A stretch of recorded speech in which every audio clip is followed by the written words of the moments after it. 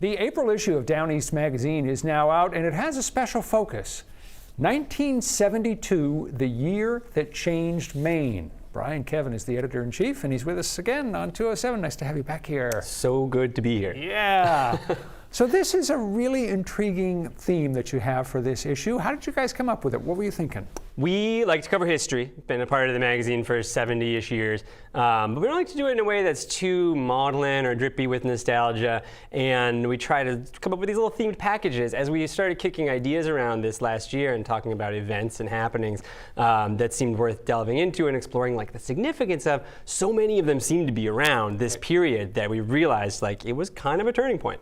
All right, we're going to talk about some of the articles that are part of that 1972 focus. One that is not is a profile of a puppet maker and repairman in Portland by the name of Austin Phillips. Yeah, Austin, maybe Austin was born around 72, I don't know, but other than that, he is one of the youngest, maybe the youngest professional maker of puppets and ventriloquist dummies, really. The sort of classic howdy-doody looking fellow, right here on Congress Street in Portland, and just an artisan doing something that not a whole lot of people in the world do anymore.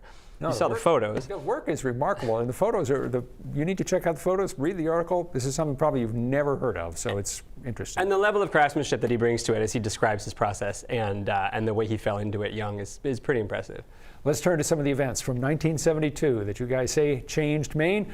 We'll begin with the presidential campaign of then Maine Senator Ed Muskie, who went into the year as the pretty heavy favorite to capture the Democratic nomination for president. And it didn't work out. It didn't work out. And this is a story people know was one of the most famous flameouts in American political history after being the presumed frontrunner since the prior election. Ed Muskie, responding to attacks from a New Hampshire newspaper, or sort of stood on the back of a flatbed truck and had a furious, passionate speech defending himself and his wife's honor against some sort of Nixonian dirty tricks. He may or may not have cried, and pundits have said for 50 years now that might have been the turning point, the death of his candidacy. But David Shribman, the author, makes the case that the folks who were consultants and assistants and working on that campaign really were exposed to the broader political world and like the levers of power and reshaped politics in Maine for decades to come. Another event was sort of the birth of the Golden Road, the famous logging road in the northern woods of Maine, created by Great Northern Paper. Why did you focus on this? Well, people who've been up there know that the Golden Road and then the network of forest roads that have kind of spun off it in the years since, it's the way to access, you know, huge chunks and huge swaths of the state and relatively unspoiled parts of the state. 1972 was the first year that Great Northern was using the road for all of its logs coming in out of the woods and into Millinocket. They abandoned the log drives the year before, and the existence of that road just opened up this world to recreationists, to regular Joes. In addition to changing the way the logging industry worked, it just exposed so many of us to a part of Maine that had been really difficult to see before then. And finally, a story that you wrote on a discovery of gems in western Maine. Yeah, and I said in the story that you might not necessarily associate gem mining and mining in general and rock hounding with the state of Maine, but if you spend any time in Oxford County, you certainly do.